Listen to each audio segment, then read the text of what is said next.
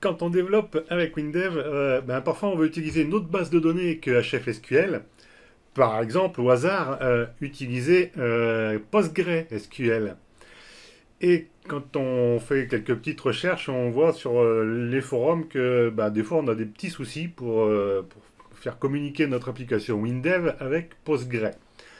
Donc je profite de cette petite vidéo pour vous en parler un petit peu et essayer de voir déjà différents cas de figure.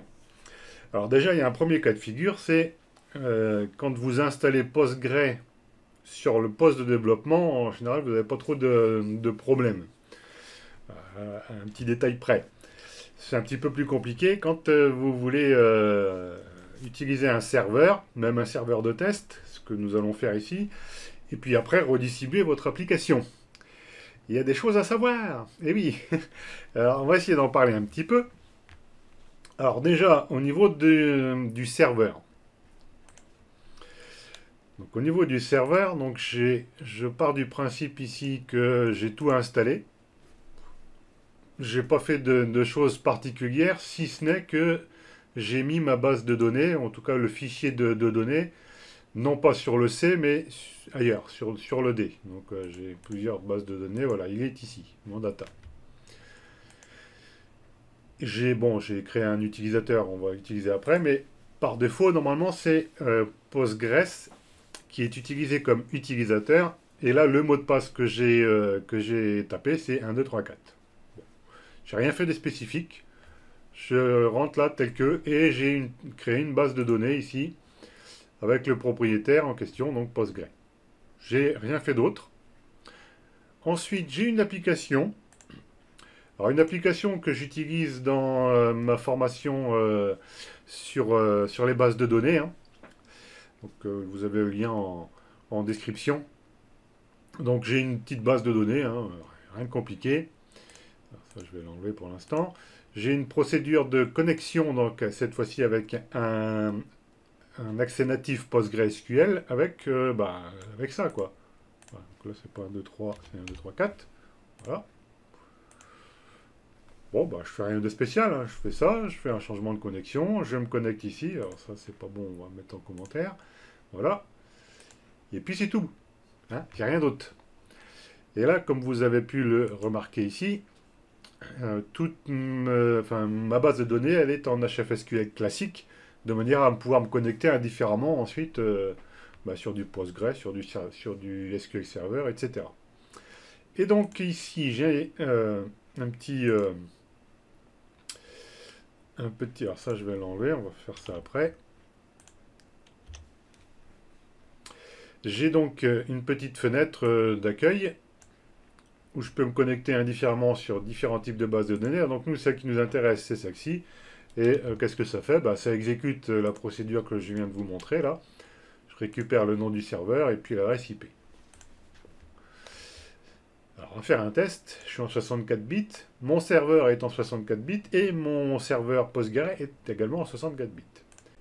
Je vais donc lancer un petit Go. Donc là, j'ai plusieurs boutons. Je vais cliquer donc là sur connexion Postgre. Ah, et là, il me dit le connecteur natif là nécessite la DLL. Ah, et oui, si j'avais lu ad hoc, je l'aurais su, n'est-ce pas? Et donc, en fait, il y a des fichiers qu'il faut que je télécharge et que je bascule dans mon framework. Alors, les fichiers en question, ils se trouvent ici. Donc, c'est sur ce site-là, sur le site de Postgre, en fait. Hein. Vous avez ici tous les binaires que vous devez récupérer. Donc, il faut télécharger celle qui correspond à la version de Postgre que vous avez installée. Donc, moi, j'ai utilisé celle-ci, la version 13 64 bits. Et donc, ça me donne quoi? Ça me donne ça. Ça, je vais pouvoir l'enlever. Ça me donne cet ensemble de fichiers. Et en fait, c'est toutes ces DLL là qu'il faut que j'intègre dans mon framework. Alors, mon framework de quoi? C'est dans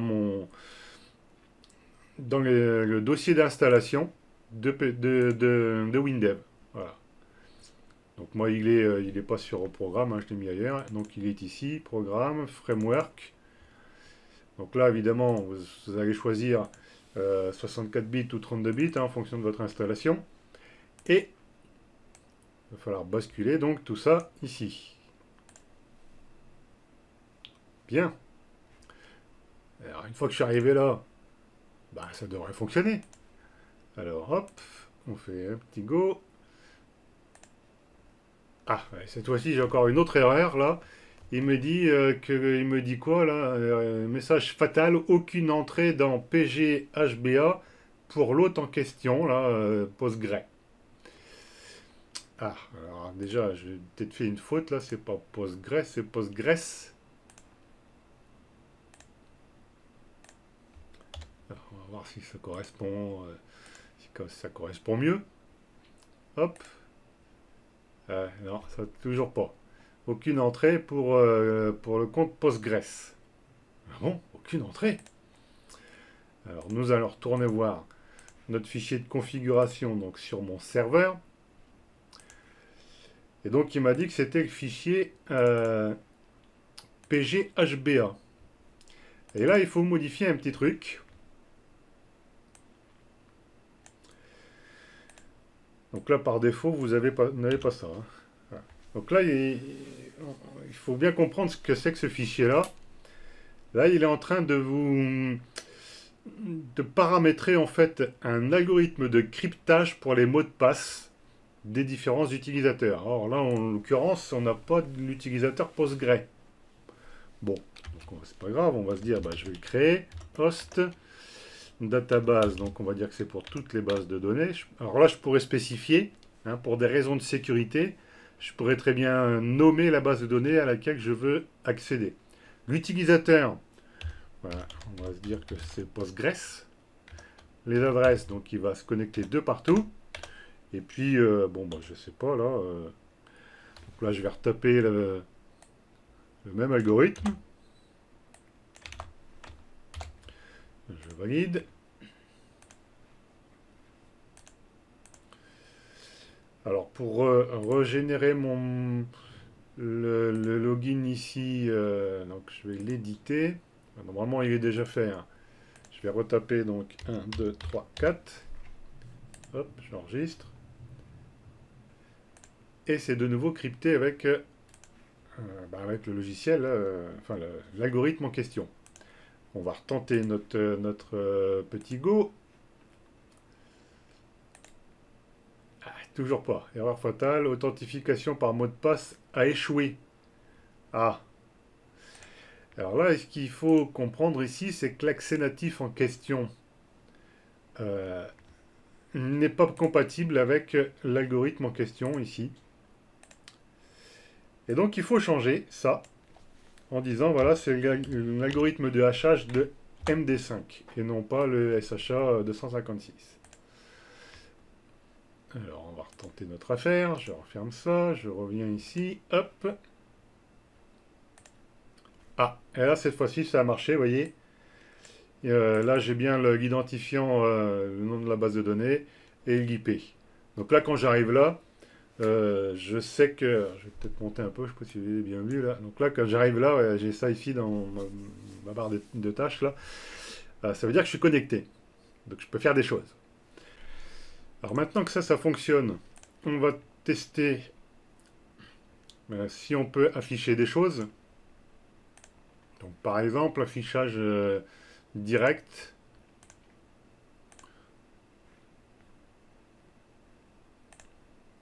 De la table, hop.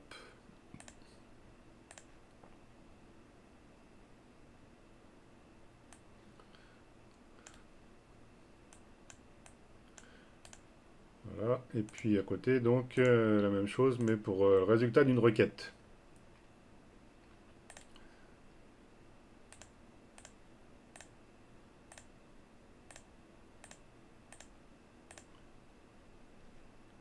Voilà, donc là, je vais exécuter la requête. Donc, c'est une requête classique hein, que j'ai mis là avec l'éditeur. Hein.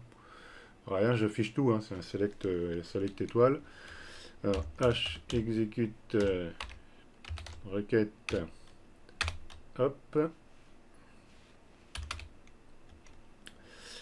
Et puis je fais un table affiche.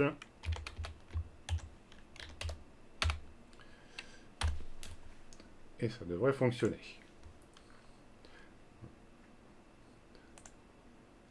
Et là, il faut pareil que je fasse un table affiche parce que normalement, ça va rien faire à l'initialisation. Hein. Hop, table affiche, table tac, point affiche. Alors, pour des raisons de sécurité, puisque Postgres, là, ici, il a quand même tous les droits sur la base de données, sur mon serveur, là, je vais plutôt utiliser autre chose. Et je vais donc utiliser, hop, je vais mettre trop là, l'utilisateur donc que j'ai créé, qui s'appelle utilisateur application, qui a donc des droits restreints. Et puis c'est tout. Voilà. Je change juste ça. Par contre, évidemment, il va falloir que j'aille modifier ça dans l'entrée ici PG. Donc là, Postgre, je vais l'enlever. Je vais le remplacer par ça. Encore un guillemet de trop. Voilà. Et là, je reste bien en MD5. Voilà. Je ne change que ça. Tentons maintenant de nous reconnecter. Hop. Donc là, je suis bien connecté. Je lui demande d'afficher les données en direct. Ça fonctionne bien. Je lui demande d'exécuter la requête. Ça fonctionne bien. Voilà. Donc voilà comment il faut vous y prendre ici quand vous allez travailler avec une base de données de type PostgreSQL. Alors attention, c'est pas tout, puisque maintenant votre application, qu'elle fonctionne sur votre poste de développement, il faut qu'elle puisse fonctionner aussi sur le poste du client. Alors il faut générer un exécutable. Donc je génère un exécutable. Je recompile, voilà, je fais tout. Je vais ouvrir le répertoire de l'exécutable. Et puis je vais l'exécuter. Qu'est-ce que vous en pensez? On va l'exécuter. Allez, allons-y. Hop, et je tente de me connecter. Ah, et là ça coince. Alors, on retrouve la même erreur que tout à l'heure. Et oui, mais Thierry, si tu avais lu la doc jusqu'au bout, tu aurais vu que PCsoft te dit qu'il faut faire plus que ce que tu es en train de faire là. Regardez bien. Donc là, on nous dit que il faut copier toutes nos DLL là, de la couche client Postgre donc sur le poste de développement. Donc c'est dans le framework qu'on a utilisé. Et il y a encore une deuxième ligne là, qu'il faut aussi le mettre dans le répertoire de l'exécutable de votre PC. Ou dans le répertoire de Windows du poste de déploiement. Bon. Donc en général, c'est ça. Et puis là, il nous dit aussi donc d'installer le runtime de Visual Basic. Donc là, il est intégré dans le package que je vous ai montré tout à l'heure. Et donc, alors qu'est-ce qu'il faut qu'on fasse ici? Et ben, il faut que... Alors là, vous voyez, je suis dans mon exécutable, hein, chantier, toc. Et alors, je retourne chercher toutes mes petites affaires. Je vais les copier là. Alors ça veut dire que si vous générez votre procédure de déploiement, il faudra quand même les inclure, hein, il ne faudra pas les oublier. Voilà, j'ai plus qu'à ouvrir l'exécutable, il est là, j'ai plus qu'à le relancer en fait. Hop, la connexion s'est fait bien. Et, hop, et la requête aussi, et que ça exécute. Et ben voilà. Arrivé là, vous avez tout compris sur ce qu'il faut faire. Alors maintenant, je vais vous montrer ce qu'il ne faut pas faire. Il y a quelque chose qui... Enfin, moi je ne peux pas de le faire, mais c'est inutile. J'ai vu sur certaines docs, ou certaines infos sur les forums, qu'il y en a certains qui ont modifié ici l'encryptage. Donc c'est la configuration de Postgre, là je suis sur le serveur. Hein. Donc un petit peu plus bas, vous avez un password encryption. Voilà ici. Et donc le password encryption, par défaut, il est à ça. Donc là, vous avez le petit dièse qui vous dit, voilà, vous pouvez mettre soit MD5, soit ça. Alors si vous voulez tout mettre en MD5, ben, vous remplacez ça par MD5. Et puis le tour est joué.